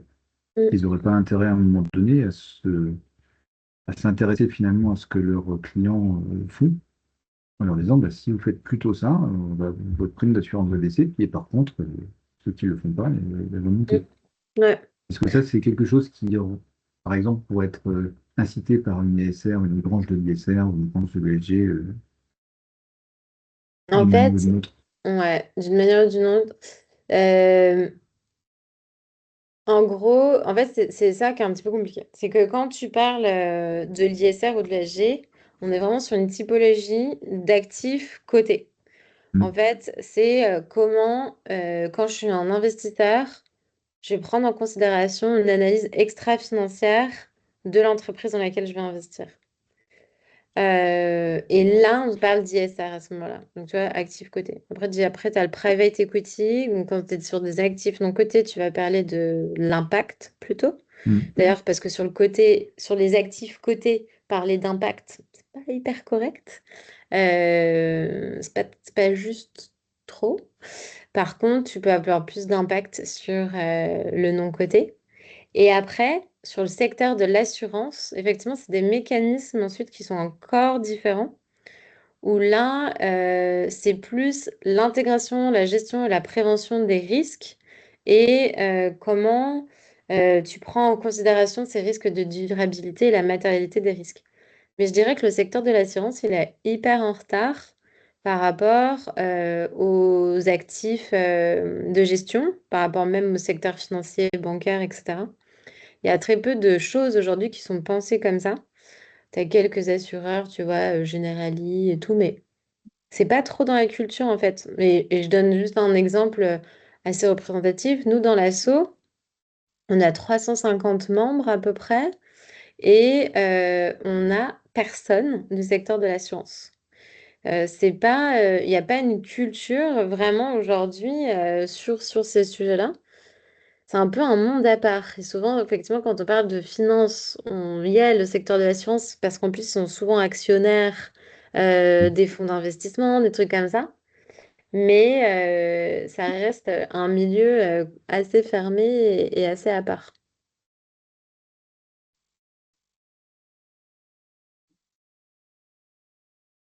D'autres. J'en profite. Ouais. J'ai deux questions. Alors, enfin, pourquoi tu disais là que c'est pas correct de parler d'impact dans le côté et Ouais. pourquoi? Et la deuxième question, c'est pourquoi l'assurance Tu dis c'est habituel qu'ils soient actionnaires des sociétés de gestion ou des fonds, je sais plus. Ouais. Pourquoi particulièrement? C'est quoi leur intérêt stratégique là-dedans? Ouais, ok. Donc, première question sur l'impact. En fait, l'impact, pour déterminer l'impact et pour dire que ça a de l'impact, il faut 3 critères. Mesurabilité, additionnalité et intentionnalité. Et en fait, sur des actifs cotés, j'avais fait un podcast avec Martine de chez Ecofi, Maury, je sais plus son nom de famille, je suis très mauvaise pour me souvenir des gens, de leur nom de tout, parfois de leur nom de famille, etc. Mais qui est la directrice générale de Ecofi. Ecofi, c'est la société de gestion du crédit coopératif. Et typiquement, la question c'était de dire, est-ce que quand on a un fonds sur des actifs cotés, on peut parler d'impact? En fait, c'est très compliqué de pouvoir justifier que les 3 critères de l'impact sur du côté soient remplis. Ce qui est beaucoup plus facile, en fait, de le faire sur du non-coté. Donc, Pourquoi? alors, Ouais. ouais, tu as le Si. sujet, en fait, de l'intentionnalité, l'additionnalité. En fait, c'est celui de l'additionnalité. C'est-à-dire, comment est-ce que tu vas prouver que d'avoir une action Sodexo, Carrefour, eh ben, c'est additionnel dans l'impact, dans le choix, décision d'investissement. Ça le serait si, par exemple, derrière, tu peux te démontrer que tu as un engagement significatif ou un vrai pouvoir d'influence sur la stratégie de l'entreprise à améliorer sa trajectoire. Mais là, c'est impossible sur l'univers coté, en fait. Surtout quand tu es une petite société de gestion. Donc, de dire que tu as un fonds coté à impact, en fait, c'est pas correct parce que tu ne peux pas répondre aux 3 critères de l'impact. Par contre, tu peux plus le faire quand tu es sur du non-coté. Et ben, pourquoi? Parce que je vois le même problème de dilution, ou c'est parce que il y a des émissions d'actions nouvelles, et donc dans ce cas-là, on a de l'additionnalité? Sur le non-coté, Oui, c'est ça, ouais, dans nos côtés, qu'est-ce qu'il y a de si bah, différent? Parce dans que le non-coté, en fait, ça va dépendre de ta prise de participation, mais généralement, tu es en capital direct Mhm. et tu es En fait, quand tu vas rentrer en tant qu'investisseur, tu mets en place des indicateurs de performance qui vont être liés à des KPI que tu détermines. Et donc, si tu as déterminé des KPI ou des mesures, et en fait, tu vas plus pouvoir prouver que du coup, il y a eu une intentionnalité dans la trajectoire et d'influence par rapport à l'entreprise dans laquelle tu as investi dans le non-coté. Ce que tu peux pas faire en fait sur le côté. Ouais, ce qui est sous-entendu, c'est que quand on est dans le non-côté avec un, je sais pas quoi, un LBO, etc., on prend une part vraiment significative de la boîte, et donc on a un impact vraiment important. Enfin, Ouais, c'est ça qui exactement. est. Ouais. Ok. T'as Ok. pas, enfin, tu vois, ce qu'on disait sur le côté, tu as une action, tu vois, une totale pour avoir enfin, 14 millions d'actions. T'as pas la même chose, en fait, quand tu es sur du Ok. private equity. Sur notre côté, tu as accès directement au capital de l'entreprise avec une part significative. euh, et peut-être même, il y a des fonds d'investissement quand tu es en private equity en impact, ils vont avoir les représentants dans même la gouvernance des entreprises dans lesquelles ils investissent, en fait. Le troisième critère de l'impact, c'est quoi? J'ai pas bien. Intentionnalité. C'est ça? Intentionnalité, additionnalité et mesure. Ah. Ouais. Donc, du coup, c'est plus compréhensible pour le mon côté, effectivement. Ouais. Et attends, ta deuxième question, C'était c'était les sur assureurs. l'assurance. Ouais, Ouais, ouais, en fait, l'assurance, bah, ils ont beaucoup de cash en fait à placer. Et donc, du coup, ils ont leur propre société de gestion qui va gérer ce cash en le plaçant, en créant des produits financiers. Et en fait, c'est là où il y a toute une boucle perverse parfois. C'est que l'assureur a des contrats d'assurance. Si on prend par exemple les retraites, des plans d'épargne retraite, ok, qui ont déjà loqué pour dans 30 ans un certain montant qu'ils vont reverser aux souscripteurs. Ils ont calculé ce montant sur la base de rendements annuels qu'ils vont percevoir sur le placement du cash. Ce qui du coup loque et met la pression sur les sociétés de gestion qui aujourd'hui en fait, elles doivent répondre à leurs actionnaires qui sont des assureurs à un certain niveau de rentabilité et de performance parce qu'en fait, tout en haut, in fine, ce qui se joue, c'est le paiement des retraites des souscripteurs. Donc, ce qui est compliqué, c'est que quand on pointe du doigt des sociétés de gestion sur, oui, il faut que vous revoyiez vos performances financières, c'est pas normal d'exiger des 15 points enfin 15% de perf, etc. Effectivement, il faut aller sur des... En fait, eux, ils ont des mandats de leurs assureurs. Ils ne sont pas libres, en fait, de pouvoir se dire, moi, aujourd'hui, je suis une société de gestion, et en fait, je ne fais que de la perf à 3%, parce qu'en fait, sinon, ils sont en défaut de mandat par rapport à leurs prescripteurs qui sont des assureurs. Donc, c'est ça, j'ai pas encore la réponse pour savoir comment débloquer ce nœud, mais qui est vraiment structurel et bloquant dans toute la modification du système, quoi. Voilà. Ok, ça marche.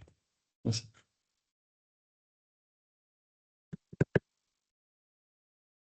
D'autres questions?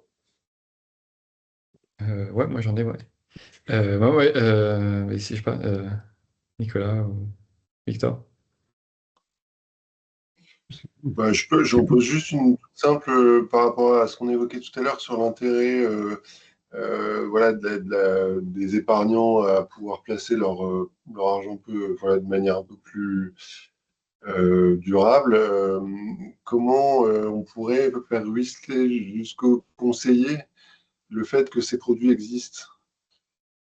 Parce que, en fait, ce que tu évoquais tout à l'heure, c'est que les produits existent, mais c'est juste qu'ils ne sont pas proposés, quoi.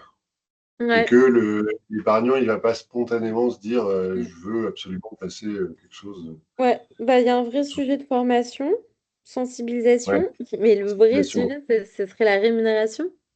Encore une Ouais. fois, mais en fait, en fait, c'est encore plein de choses. C'est qu'aujourd'hui, tu vois, si on abordait, par exemple, un quotient en disant, dans ton allocation d'épargne, tu dois mettre 5% dans le BSR. Du coup, il le ferait, enfin, voilà.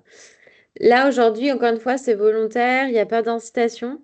Il y a vraiment juste des biais psychologiques qui sont, il a l'habitude, il a 5 produits qu'il connaît, qu'il distribue.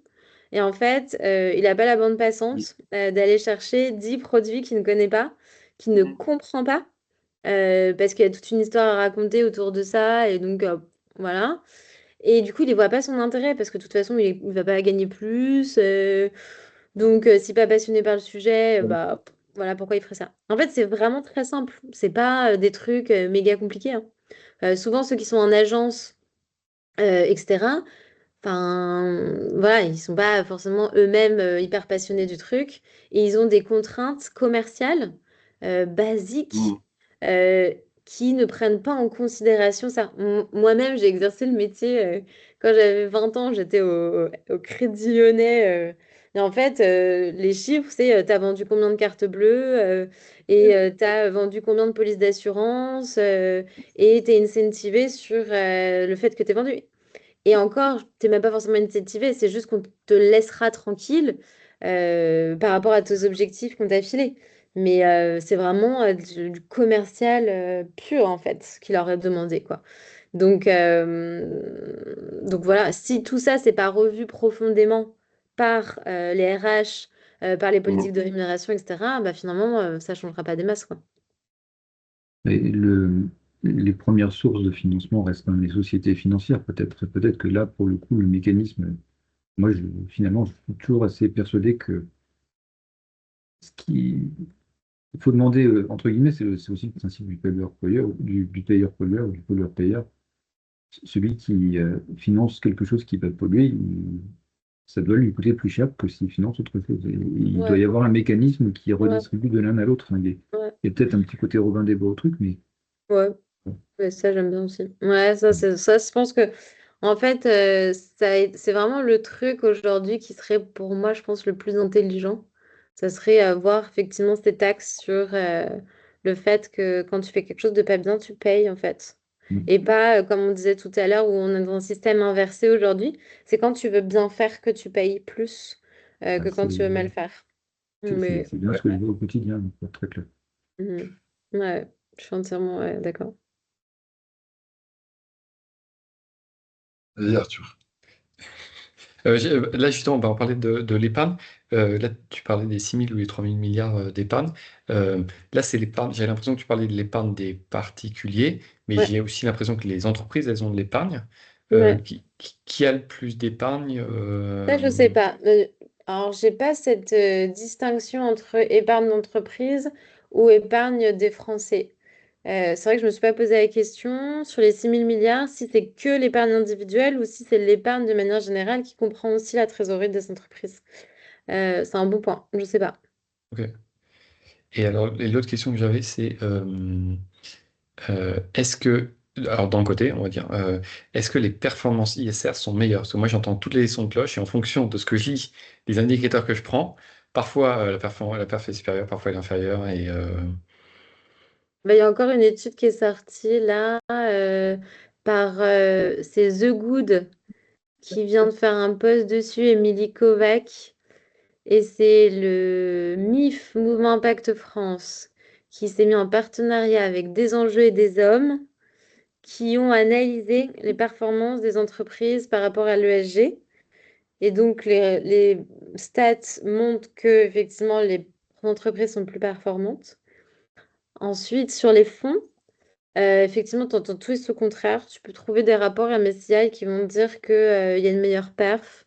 Mais encore une fois, c'est en fait tout ça, c'est qu'est-ce que tu veux leur dire? Ça veut rien dire en fait, encore une fois. Est-ce que ton étude, elle se base sur du court terme, du moyen terme, sur du long terme? Est-ce qu'elle se base en 2022 quand il y a eu la guerre en Ukraine où du coup, en fait, tous les fonds, il y avait du pétrole, ont surperformé comparé au fonds où il n'y en avait pas. En fait, tu vois, c'est que c'est pas tout blanc, tout noir, en fait, sur ces sujets-là. Et encore une fois, du coup, pour moi, cette question, elle revient plus de qu'est-ce qu'on considère être de la performance, en fait. Si c'est que de la performance financière, bah voilà.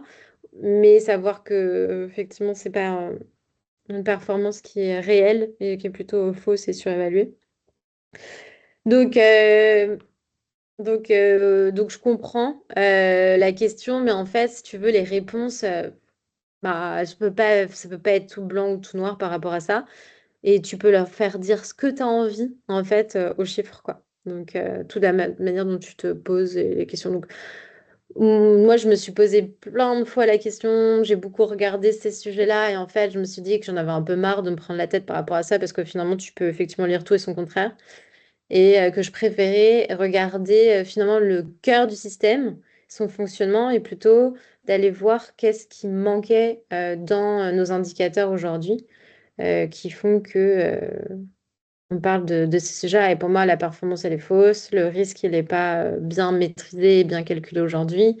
Et en fait, c'est tout ça qui, je trouve, a plus d'importance que d'aller chercher une perf ESG qui finalement aussi ne veut pas dire grand-chose, quoi. Voilà. Et ben ça va faire une super transition vers ma question d'après, parce que, et qui était en gros, combien ça vaut la nature? Parce que, tu vois, pour le carbone, en fait, je me dis, bon, on a des estimations, enfin, moi j'ai en tout cas en tête, moi, parce que je connais plutôt les questions énergie-climat, de coût social du carbone, il y a c'est une méthodologie infâme pour savoir combien ça vaut. Mais disons, allez, en gros, 200 euros la tonne, donc hop, c'est pas très compliqué de prendre un compte de résultat d'une entreprise, lui appliquer ça, et hop, de savoir si elle est dans le vert ou dans le rouge en fonction de, voilà. Ouais, Mais ça serait bien de le faire pour d'autres choses que pour le carbone, et par exemple sur la ouais. biodiversité. Mm. Et là, c'est moins mon domaine. Et il y a des trucs qui permettent, Mm. et qui ont au niveau mondial, qui permettent de savoir un peu, ou voir ou à l'échelle d'une entreprise, savoir un peu qu'est-ce qui se passerait si. Et après, c'est en plus le si, ce qu'il y a après le si, s'il fallait payer pour restaurer, s'il fallait payer pour, enfin, pour éviter les dégâts. Enfin, il y a plein de méthodes, mais moi, j'y connais pas grand-chose. Qu'est-ce que ça pourrait donner là-dessus? Ouais, en fait, c'est un peu tout le sujet aujourd'hui. Ouais, tu as beaucoup de choses qui existent sur des modèles de valorisation des services rendus par la nature. Tu as plein de choses qui peuvent être mises en place. Tu vois, typiquement, tu peux très bien savoir qu'une forêt, elle va contribuer, par exemple, à la purification de l'eau. Et que toi, quand tu veux purifier ton eau, que tu t'appelles Veolia et que tu as une filiale qui s'appelle Épure, qui est là pour purifier l'eau, bah, ça coûte tant. Donc, tu pourrais déjà, juste en faisant un calcul très simple de combien ça me coûte en termes de technologie pour le développer versus que la forêt, elle fait gratos pour moi. Donc, il y a plein de trucs qui existent là-dessus. Il n'y a pas de modèle international. Déjà, il n'y a même pas de modèle comptable international. On a déjà des modèles comptables différents en fonction de là où tu te trouves. Donc, imagine sur ce sujet, le jour où on sera international, ok.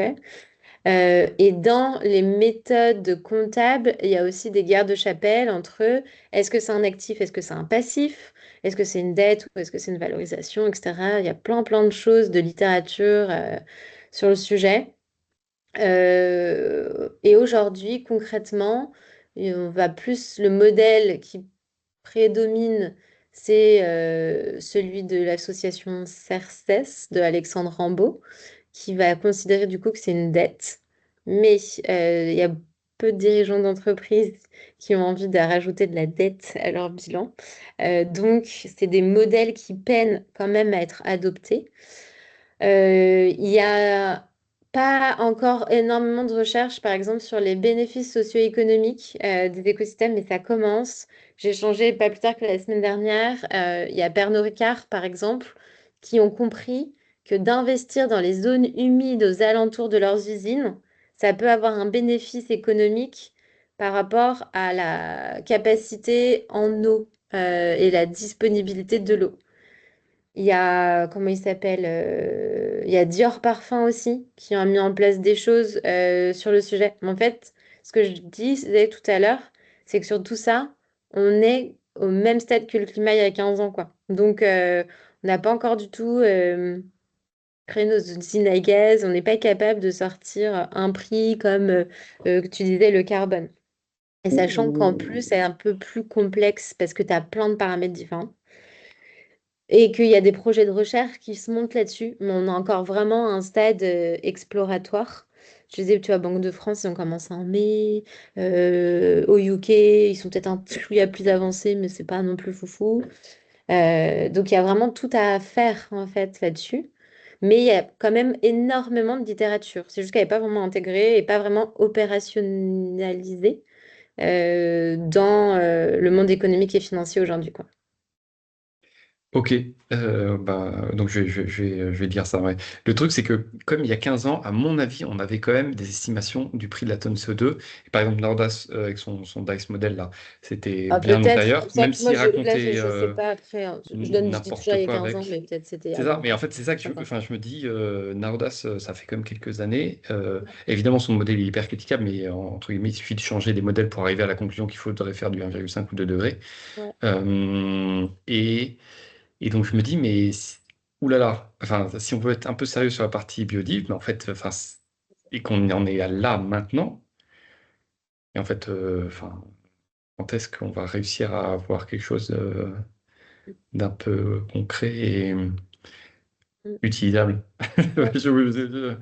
Bah ouais, c'est un peu tout le sujet. Je suis d'accord avec toi. Moi, je crois, et là, je pense que je vais pas me faire des potes, mais je crois beaucoup à l'IA là-dessus, qui peut aider à accélérer sur cette complexité et notamment pouvoir peut-être potentiellement créer des modèles.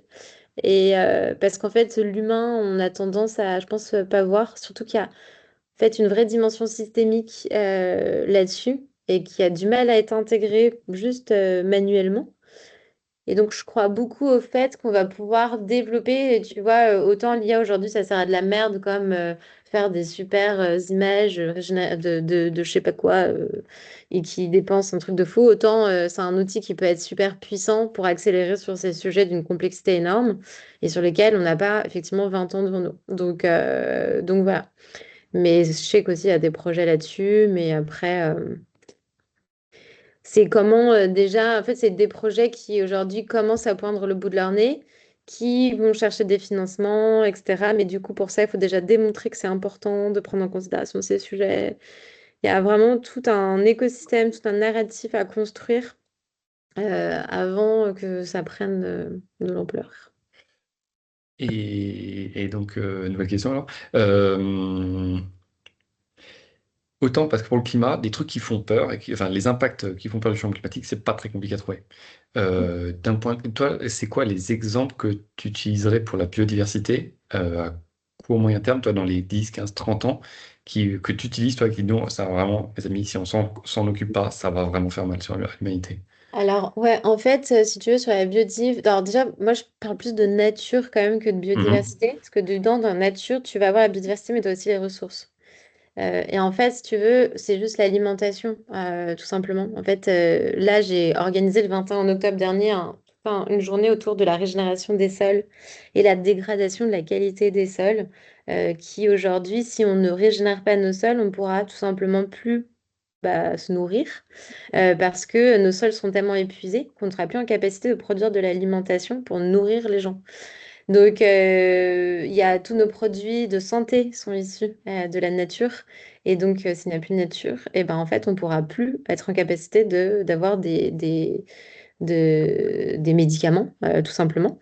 Il y a l'eau. Aujourd'hui, c'est une ressource qui est de plus en plus rare. Ce qui fait que, ne serait-ce que si on revient à l'alimentation, au-delà du fait que les terres sont épuisées et qu'elles ne pourront plus, tu n'auras plus d'eau disponible. Ou si tu dois le faire, tu vas devoir désaliniser la mer pour avoir de l'eau, pour irriguer, pour planter, ce qui va augmenter le coût de production, ce qui va creuser les inégalités. Et il y a des gens qui ne pourront plus acheter de nourriture parce que ça coûtera trop cher. Donc, en fait, sur le sujet biodive, nature, le sujet central, c'est celui juste de l'alimentation, en fait. Il y a de la santé. C'est les deux trucs les Toi, plus tu utilises, importants. ok. Ok, Ouais, tu utilises, ok. ouais. Ça marche. Parce que, en fait, sans manger et sans se soigner, bah, en fait, de toute façon, on peut pas faire grand-chose. D'accord. Euh, Et là, tu parlais d'une calculette ma plus-value Rénaux du Crédit Ouais, Agricole. Elle est ouais, accessible, je n'ai pas regardé là, mais elle est accessible sur ouais, Internet en libre accès. ouais, ouais, Parce que c'est une question que je me pose depuis quelques temps là sur comment on fait pour calculer la plus-value suite à ouais, une réno ouais, énergétique. ouais, tu peux. C'est dispo. Et il y a une méthode ou c'est une boîte noire? Enfin, un truc un peu Euh, simple où ouais, je bonne pourrais. question. J'ai pas creusé plus que ça. Pour être honnête, je trouve l'exemple et après, j'ai pas cherché plus que ça derrière la méthode. J'irai voir. Hmm. Je crois que je termine avec mes questions. Ok, ça Victor, Nicolas. marche. Vous aussi, D'autres questions? non, c'était très clair, Non, c'est merci bon? beaucoup. C'était super clair, super intéressant. Je suis peut-être venu par curiosité, mais je suis très content d'être venu. Merci Bah, tant beaucoup. mieux, avec plaisir. Bah voilà, je vous ai fait un private cours sur le, Ouais. sur le sujet, mais j'aime bien, c'est Nous, trop cool. Ouais, nous comme sommes quoi, ouais, chanceux. effectivement, je pense que enfin, là, les précédents sujets étaient très techniques et là, parler de finance, c'est un autre thème et les gens sont peut-être un peu moins appétents sur le sujet. C'est bien dommage parce que Moi, la c'est mon finance métier, donc dirige le monde. Voilà. Ouais, C'est le ouais. nerf de la guerre. non, la finance, c'est génial. Moi, je trouve ça passionnant, mais c'est sûr que c'est plein de complexité et puis bah en fait, il faut juste se dire, ok, qu'est-ce que je comprends, puis c'est quoi la contribution que je peux avoir. C'est pas en ayant l'ambition on va réformer tout le système financier tout seul. Non, Voilà. ça, c'est pas possible. Mais il faut arriver à trouver des appuis à droite à Ouais, gauche. ouais, c'est ça, c'est ça, c'est de comprendre les angles. Mais bon, Ok. effectivement. Eh ben, merci beaucoup, Olivia. Je vais arrêter Merci, l'enregistrement. Merci trop bien. Merci. pour votre participation, Nicolas et Victor. Et puis à une Et prochaine puis, pour un bah, autre très atelier. bonne fin de soirée à vous. Merci. Bon Bonne soirée. courage. Au Merci. revoir. Au revoir. Merci. Au revoir.